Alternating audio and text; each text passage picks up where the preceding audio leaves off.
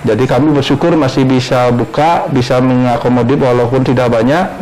Paling tidak kami bisa membantu karyawan kami, bisa memberikan kawan kami penghasilan walaupun tidak banyak, yang mungkin 15%, 20%, yang sangat membantu bagi mereka di situasi pandemi saat ini.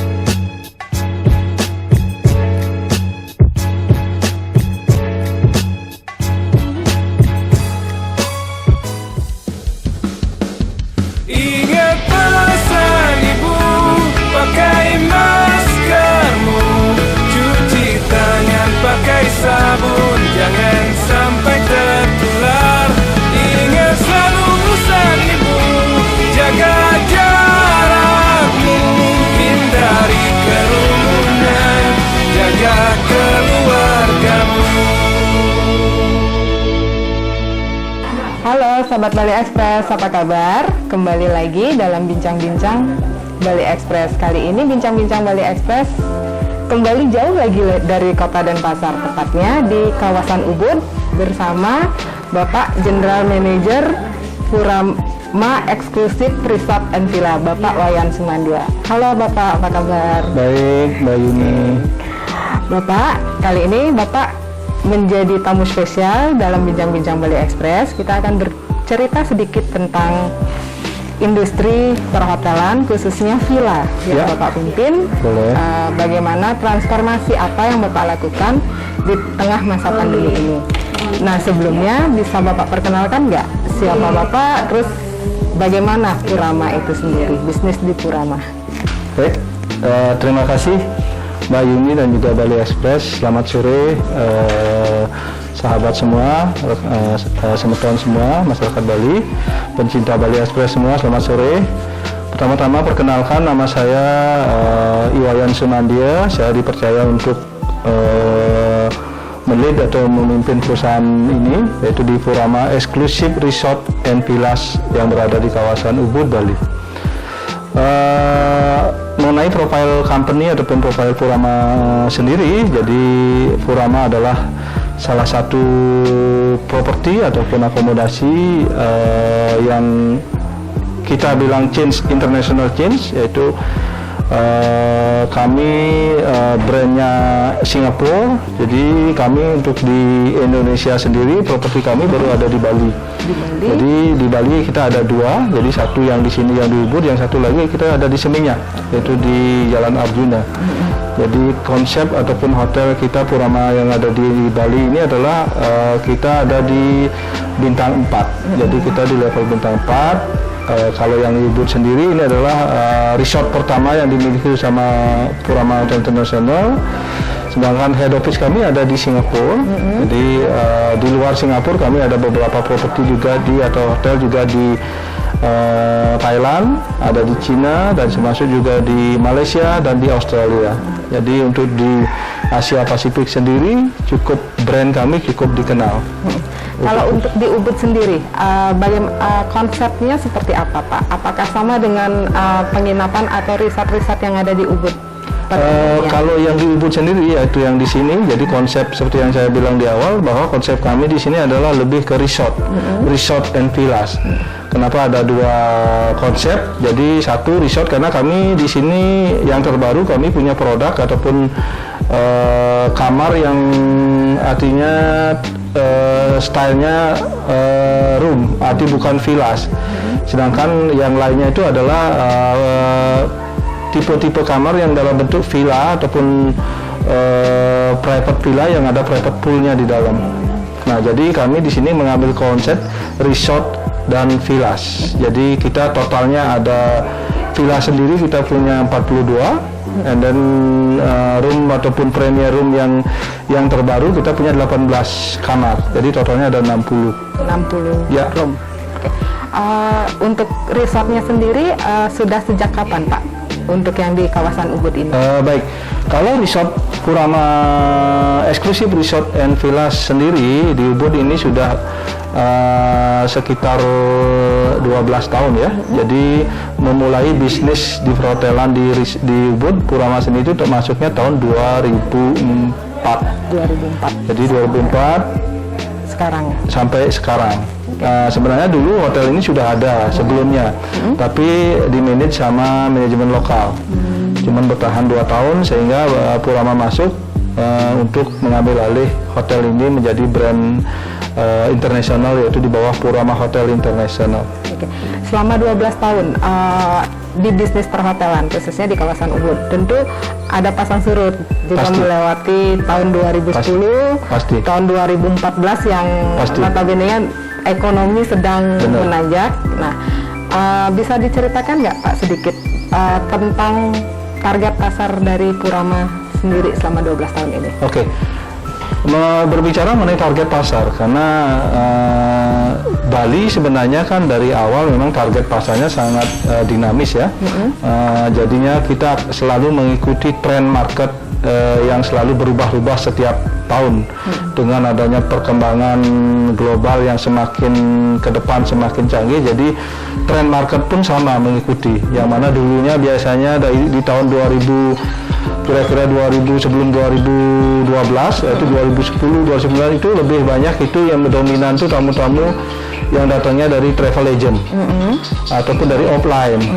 Sedangkan begitu menginjak di tahun 2012 sampai saat ini tren segmen ataupun tren pasar wisata itu berubah, itu lebih ke online. Tipikal tamunya pun berubah, yang mana yang biasanya yang datang ke Bali itu yang tamu-tamu yang artinya yang dari tingkat usia 40 ke atas sampai mungkin yang sudah retire. Sekarang itu lebih dominan banyak tamu-tamu yang artinya anak-anak muda yang datang, karena mereka yang milenial saat ini itu sangat aktif melakukan traveling. Sedangkan di sini di Purama sendiri kami sangat mengikuti tren market itu. Nah, saat ini memang untuk saat ini kita lebih dominan itu memang tamu-tamu yang Eropa, market Eropa, Australia, termasuk juga dari Asia, termasuk India. Jadi market yang kami punya di ini cukup mix ya. Jadi mix market.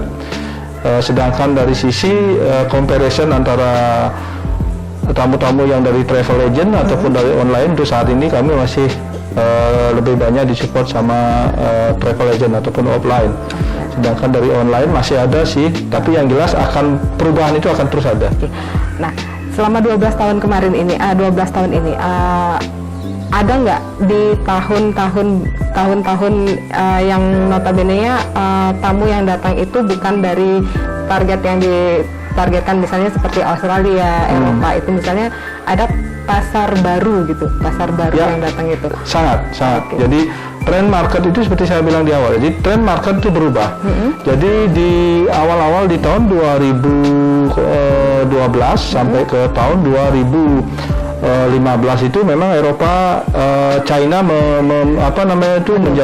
menjadi tren ya. Jadi market Cina waktu itu sangat bagus, sampai di tahun 2017 tuh Cina market leading, artinya dia yang nomor 1, bukan cuma ke sini dan hampir ke seluruh Bali. Jadi mungkin teman-teman hotel lain juga akan merasakan itu, yang mana di tahun 2015 sampai 2017 itu tren market Cina sangat tinggi kedatangannya ke Bali, dan kami pun secara tidak langsung juga mengikuti tren market tersebut, karena Cina market sebenarnya sangat besar dari sisi volume. Nah, terakhir dari tahun 2018 dan 2019 itu ternyata ada sedikit perubahan. Cina ke Bali itu berkurang cukup signifikan numbers-nya semenjak kejadian terakhir itu Gunung Agung. Gunung Agung meletus, begitu Gunung Agung artinya market pulih kembali, Cina market justru berkurang. Tapi sebuah surprise ataupun sebuah kejutan itu market India kami cukup mengejutkan, mengisi ataupun kedatangan arrival India itu cukup signifikan mulai dari tahun 2018, terakhir tahun kemarin 2019 itu sangat menduduki level kedua atau ketiga setelah di Australia dan juga Eropa. Nah, ini peralihan dari market Chinese ke market India. Tentu ada peralihan mulai dari experience tamu yang datang ke villa ini, tentu ada perombakan Pasti. dalam banyak hal yang Bapak Banyak hal. Salah satunya apa, Pak? Salah satunya yang kami di hotel selalu kami siap dengan segala hal perubahan, karena kami di sini adalah tugas kami untuk mengikuti tren, mengikuti market need ataupun kebutuhan market itu sendiri. Karena setiap segmen market, setiap pasar yang datang itu akan mempunyai kebiasaan, kebudayaan dan juga kesukaan yang berbeda. Kalau Cina dulu mungkin dia tidak begitu fokus dengan servis kita ataupun mungkin fasilitas, karena dia akan lebih banyak waktunya dihabiskan di luar hotel, karena kebanyakan kalau tamu Cina itu akan diatur sama travel agentnya, sehingga dia akan lebih banyak aktivitasnya di luar hotel. Jadi kami di sini paling fokus pada saat kebersihan kamar dan juga dari sisi makanan pada saat makan pagi. Sedangkan di luar itu enggak. Sedangkan kalau tamu India, India sebenarnya itu agak memang kita harus benar-benar bisa mempelajari karakter mereka. Karena kadang India sendiri terkadang dia mengekspektasinya, harapannya dia tinggal di hotel itu mendapatkan dari sisi contoh makanan, dia ingin hotel itu bisa menyiapkan makanan persis seperti di negaranya, makanan India. Sedangkan kita sebenarnya itu konsepnya lebih international hotel. Contohnya kayak di makan pagi yang kami siapkan di sini di Hotel Kurama, itu dari sisi makan pagi itu stylenya American breakfast. Itu adalah standar internasional di mana-mana hotel, atau American breakfast, Intercontinental breakfast, dan juga Asian breakfast atau Indonesian breakfast. Sedangkan kadang-kadang India market itu mengharap hotel itu juga harus menyiapkan Indian food, baik itu dari breakfast ataupun sampai makan malam. Nah, di sanalah kami tertantang. Kami tertantang selalu akan beradaptasi dengan market. Jadi tim kami pun, terutama misalnya di makanan, chef kami itu terus berkolaborasi, terus mencari agar membangun atau membuat sesuatu yang bisa memenuhi apa harapan tamu setiap segmen market yang kita datangkan setiap tahun yang berubah-ubah tersebut. Kalau untuk persentase atau mungkin market share dari tamu India di tahun 2019 itu seperti market share, dari sisi market share 2019 India kami yang awalnya hampir tidak ada, tahun 2019 itu sudah langsung bisa menduduki di posisi kedua. Di awal Australia masih kami leading. Jadi Australia kedua, Australia yang pertama, and then kedua ada India, yang ketiga baru Eropa. Yang mana tahun-tahun sebelumnya itu India hampir kita tidak kelihatan. Cina lebih dominan. Jadi antara market Australia, Eropa, Cina, Jepang itu bertahan sampai tahun 2017. 18 pelan-pelan India masuk naik semenjak Gunung Agung itu meletus. Begitu Gunung Agung meletus reda, isu Gunung Agung, jadi India itu datang karena Cinanya itu kayak sepertinya tidak seperti tahun-tahun sebelumnya untuk mensupport Bali. Berarti India ini sangat surprise di tahun 2019. Ya, di tahun 2019 sangat mengejutkan kami. Saya yakin juga di teman-teman hotel lain juga merasakan hal sama. Karena yang kita sadari volume penduduk ataupun wisatawan India juga sangat tinggi demand-nya ataupun permintaan untuk melakukan traveling keluar negara India itu sendiri. Nah, berbicara di tahun 2020, awal 2020 itu sendiri seperti apa Pak bisnis perhotelan di Bali? Apakah masih cukup stabil atau sudah menunjukkan penurunan? Kita bicara tahun 2020 ya, jadi awal 2020. Benar, di awal 2020, anggaplah di first quarter di kuartal pertama 2020. Sebelum adanya pandemi COVID-19. Jujur saya sampaikan, kalau tidak terjadi pandemi COVID-19 ini, seharusnya tahun 2020 ini adalah tahun emas bagi pariwisata Bali. Kenapa? Dan itu bisa dirasakan dari semua komponen pariwisata yang ada di Bali, baik dari travel agent, dari hotel. Karena kenapa? Kami bisa menyampaikan itu di tahun 2019 kami cukup bagus. Jadi perkembangan bisnis yang kami alami di Kurama cukup baik. Jadi sebenarnya target kami di tahun ini sangat bagus, ataupun apa yang kami budgetkan, apa yang kami targetkan di tahun 2020, terutama di kuartal pertama. Kuartal pertama kami sangat positif sebenarnya kemarin, yaitu di Januari, Februari, Maret itu sangat. Walaupun di Maret sebenarnya pandemi itu sudah mulai, tapi di sini masih bagus. Kami masih, terutama di saat Hari Raya Nyepi kemarin, sebelum April itu kami sangat masih bagus. Kami justru di awal tidak begitu percaya kalau pandemi ini akan memporak-porandakan fundamental pariwisata atau perekonomian di Bali dan juga di Indonesia dan di dunia.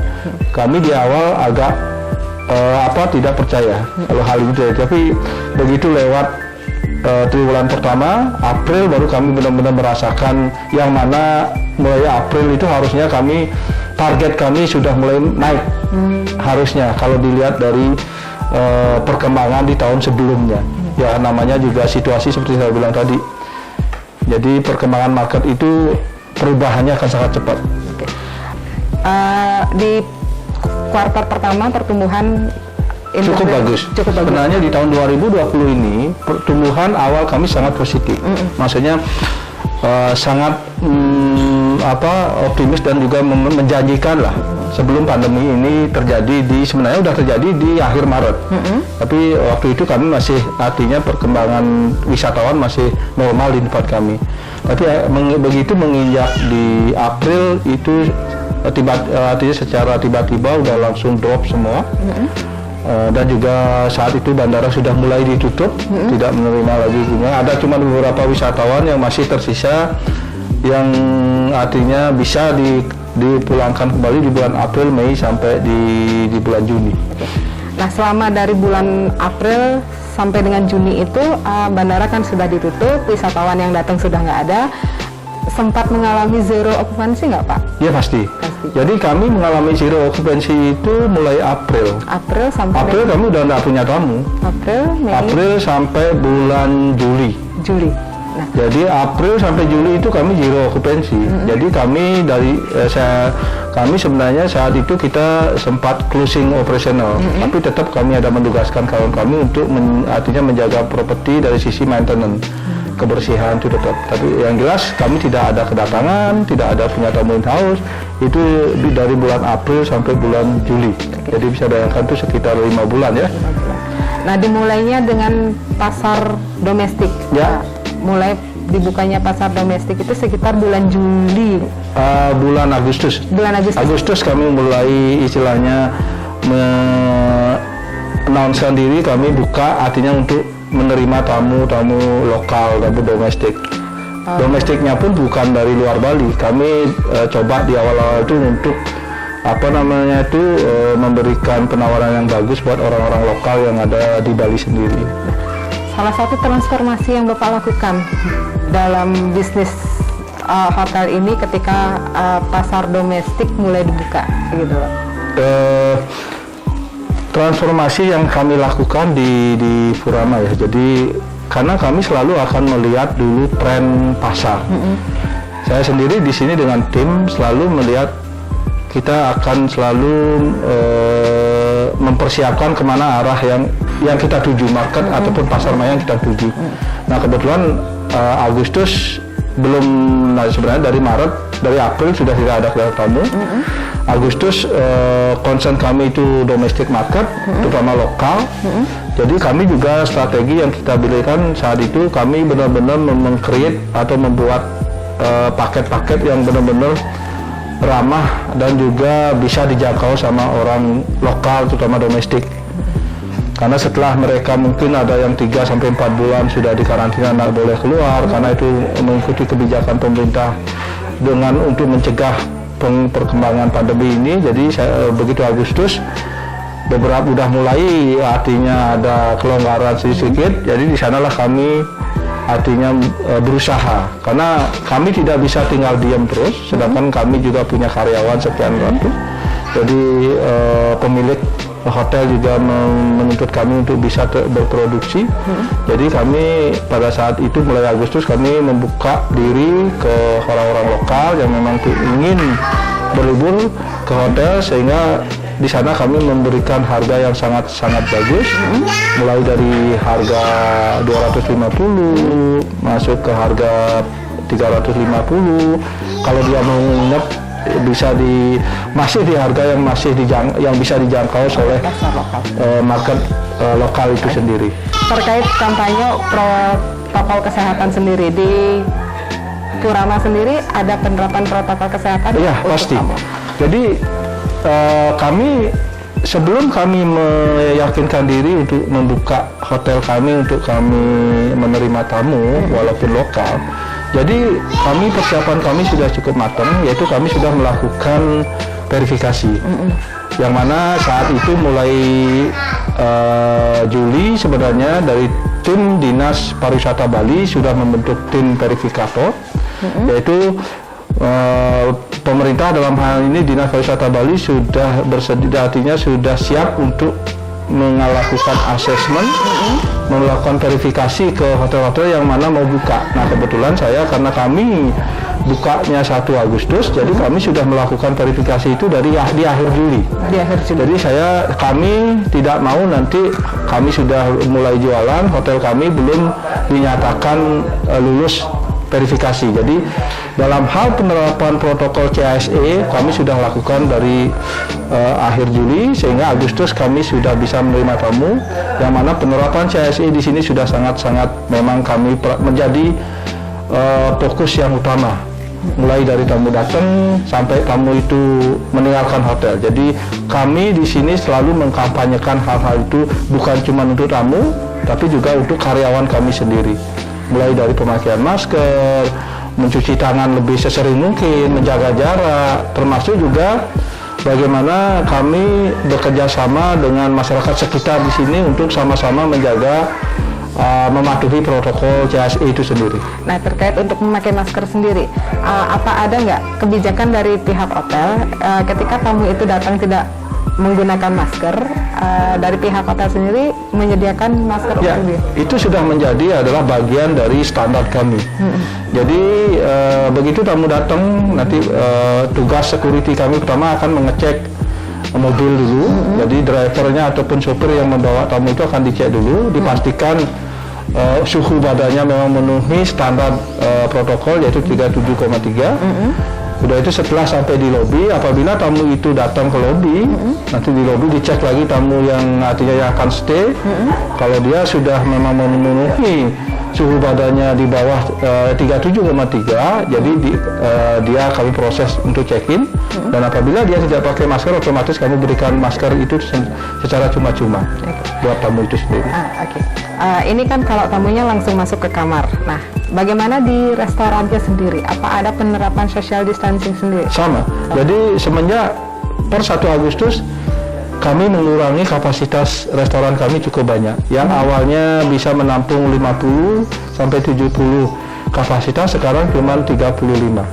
Jadi di sana kami bikin jarak 1,5 meter sampai 2 meter antara meja satu atau kursi satu ke kursi yang lainnya. Jadi dalam hal ini kami benar-benar sangat ketat penerapan protokol kesehatan, karena ini demi kelancaran dan demi keamanan tamu kami sendiri dan juga keamanan karyawan kami sendiri. Nah, terkait ini CASE-nya yang tadi diterapkan di hotel sendiri, selain di hotel, tentu juga penerapannya juga ke lingkungan di sekitar hotel ya. Benar. Apa salah satu contoh yang sudah dilakukan oleh pihak Purama sendiri dalam penerapan CASE ini di luar lingkungan Purama? Ya, kalau yang dari sisi CASE sendiri yang E-nya terakhir ya, yaitu environment. Karena kalau CASE itu kan cleanliness, safety, healthy, dan environment. Kalau yang CASE sendiri kita sudah menerapkan dengan meraih, kami sudah menerima plakat dari Dinas Pariwisata Bali bahwa hotel kami memang sudah di-verified ataupun sudah terverifikasi melakukan protokol itu. Sedangkan E-nya terakhir, environment, dengan lingkungan. Nah, kami di sini bekerja sama dengan Banjar Adat ataupun tim Satgas Banjar Bindu, di mana hotel ini berada. Jadi karena kami di lingkungan kami berada di lingkungan masyarakat Desa Bindu yang ada di sini. Jadi kami selalu melakukan komunikasi dengan baik. Artinya kami juga selalu memberikan bantuan. Artinya bantuan ke Satgas yang ada di Banjar terdekat, dengan memberikan mereka sanitizer, memberikan peralatan seperti penyemprotan. Jadi kami selalu bekerja sama bahu membahu, karena kita tidak bisa istilahnya cuman sendiri yang melakukan itu di dalam hotel. Jadi kami juga terus melakukan kerjasama, dan dari pihak Banjar ataupun dari Satgas di Banjar pun sangat peduli akan kami. Di awal-awal itu di bulan-bulan Juli, Agustus sampai di bulan September kemarin, hampir setiap minggu tim Satgas dari Banjar itu akan datang ke kami melakukan penyemprotan gratis. Jadi seluruh area hotel kami disemprot sama Satgas Banjar, karena kami juga bagian dari Banjar itu sendiri. Di samping itu sebagai timbal balik kami juga memberikan mereka bantuan, baik itu dalam bentuk masker, baik itu dalam bentuk material untuk dia pakai penyemprotan ke masyarakat, sanitizer ataupun apa yang selengkapnya itu, termasuk juga biaya operasional buat mereka biar terus bisa melanjutkan tugas mereka sebagai Satgas masyarakat di Banjarbindu. Oke. Terkait dengan, kita kembali ke bisnis ya Pak. Ya. Nah, terkait dengan bisnis di Purama sendiri, untuk saat ini okupansi di hotel ini seperti apa dan didominasi oleh siapa Pak? Untuk saat ini saya belum bisa bicara okupansi, jadi jujur kami tidak berani terlalu muluk-muluk untuk istilahnya mengharapkan okupansi, karena Purama sendiri sebenarnya base segmennya atau base market segmennya itu adalah wisatawan asing. Jadi kami akan bisa hidup normal lagi dengan okupansi bagus itu apabila border dibuka, airport dibuka. Karena saat ini kami cuma mengandalkan tamu-tamu lokal. Tamu-tamu lokal itu ya masyarakat orang-orang Bali yang sendiri yang memang ingin berlibur ke hotel dengan keluarganya, berenang, itu aja yang kami bisa harapkan saat ini. Dan kami cuma bisa melakukan itu dari bulan Agustus. Sekarang udah Oktober ya, 3 bulan kami sudah berjalan itu. Jadi kami tidak pernah mencapai okupansi di atas dari 2%. Jadi kami untuk saat ini masih bisa rata-rata di 1% sampai 2%. Dan itu pun tidak setiap hari. Kami ya mungkin Mbak Yuni juga tahu kekuatan ataupun perputaran ekonomi di Bali sendiri kan lagi tidak bagus, karena kami di Bali sendiri kan artinya ekonominya sangat mengharapkan dari pariwisata. Hampir 80% perekonomian di Bali itu sangat bergantungan sama pariwisata, dan begitu juga masyarakatnya. Jadi hotel kami akan bagus huniannya pada saat weekend, artinya pada hari-hari libur panjang. Kalau di luar itu kami tidak bisa berharap banyak, kami hanya bisa istilahnya berusaha terus melakukan promosi dengan lokal dengan memberikan mereka harga yang seatraktif mungkin. Itu aja. Jadi untuk saat ini kami belum bisa memberikan informasi okupansi yang bagus, karena saya hampir sebagian besar hotel di Bali dan di Ubud masih tutup. Jadi kami bersyukur masih bisa buka, bisa mengakomodir walaupun tidak banyak. Paling tidak kami bisa membantu karyawan kami, bisa memberikan kawan kami penghasilan walaupun tidak banyak, yang mungkin 15%, 20%, yang sangat membantu bagi mereka di situasi pandemi saat ini.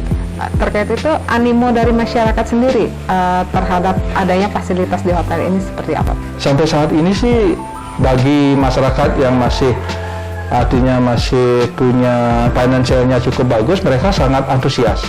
Karena banyak tamu-tamu lokal kami yang juga merasa kasihan terhadap hotel. Yang mana fasilitas yang kami berikan memang kami tidak mengurangi fasilitas, servis kami tidak kurangi. Jadi apa yang kami punya memang itu, cuman harganya kami turunkan. Banyak sekali tamu-tamu lokal juga merasa empatinya sangat tinggi. Mereka kasihan hotel-hotel yang ada di Bali, terutama yang ada di sini, kami jual sangat murah, sedangkan fasilitas yang mereka dapat tidak dikurangi. Jadi kami berharap bagi masyarakat Bali, terutama yang tidak terimbas dengan adanya lesunya pariwisata saat ini, bisa membantu hotel-hotel juga yang lain, mungkin sekali-kali bisa berlibur ke hotel, karena di saat inilah mereka bisa menikmati hotel dengan standar bintang 4, bintang 5 dengan harga yang sangat bagus, ya sangat atraktif, sangat ramah bagi kalangan masyarakat lokal yang ada di Bali. Oke. Sedikit terkait dengan harapan Bapak untuk industri pariwisata yang bisa dikatakan mati suri ya Pak ya. Saat ini apa harapan Bapak? Harapan saya selaku pelaku pariwisata juga termasuk juga sudah cukup lama ya bergelut di bidang pariwisata. Harapan saya cuma satu, mudah-mudahan border Bali dan juga Indonesia secepatnya dibuka, airport juga secepatnya bisa menerima kedatangan wisatawan asing, dengan ya sudah barang tentu kami terutama di hotel akan berkomitmen selalu untuk menerapkan protokol kesehatan sesuai dengan CSE yang diharapkan sama pemerintah. Apabila border dibuka, airport sudah dibuka, kita sudah menerima kedatangan tamu asing. Walaupun mungkin tidak bisa seperti sebelumnya langsung rame, ya paling tidak ada harapan bagi kami di pariwisata bisa kembali untuk mulai dari nol. Artinya entah itu bisa mengisi hotel kami mulai dengan okupansi start dari 10%, 20% itu akan sangat membantu terutama karyawan kami yang untuk meneruskan hidupnya mereka dan juga untuk keluarganya mereka. Jadi harapan kami mudah-mudahan pemerintah Indonesia dalam hal ini Kementerian Humkam dan juga Keimigrasian bisa secepatnya membuka border Indonesia untuk tamu-tamu asing yang datang berlibur ke Bali. Itu saja. Baik Bapak, ada nggak harapan Bapak kepada masyarakat seperti apa supaya pandemi ini segera berlalu dan industri pariwisata bisa kembali lagi? Baik, harapan saya selaku pelaku pariwisata ya agar border cepat dibuka. Jadi saya berharap masyarakat Bali sendiri benar-benar mematuhi protokol kesehatan apa yang disarankan, apa yang dihimbau sama pemerintah. Yang pertama, saya harap masyarakat semakin taat memakai masker. Kedua, semakin taat sering-sering mencuci tangan. Yang ketiga, terus menjaga, artinya taat mengikuti yaitu menjaga jarak, tidak berkerumun. Dan juga yang terakhir agar menjaga hidup sehat, yaitu dengan mengkonsumsi makanan yang baik, yang bergizi, agar imun tetap bagus sehingga kesehatan itu terjaga. Jadi tamu-tamu asing bisa tetap datang, percaya sama Bali lagi, percaya sama kita warga Bali bahwa sudah taat mengikuti protokol kesehatan yang memang dianjurkan sama pemerintah. Itu himbauan saya. Mudah-mudahan masyarakat Bali terus bisa menyadari dan terus bisa mematuhi aturan-aturan penerapan protokol kesehatan apa yang dianjurkan sama pemerintah. Baik Bapak, terima kasih atas waktunya. Semoga harapan Bapak bisa segera terwujud dan border internasional segera dibuka. Sama-sama. Sehingga pariwisata bisa kembali pulih seperti sedia kala. Terima kasih Pak Yudi. Baik, sahabat Bali Express, terima kasih atas waktunya sudah menyaksikan bincang-bincang kami. Tetap sehat dan patuhi protokol kesehatan, menggunakan masker, mencuci tangan, dan menjauhi kerumunan. Selamat beraktivitas.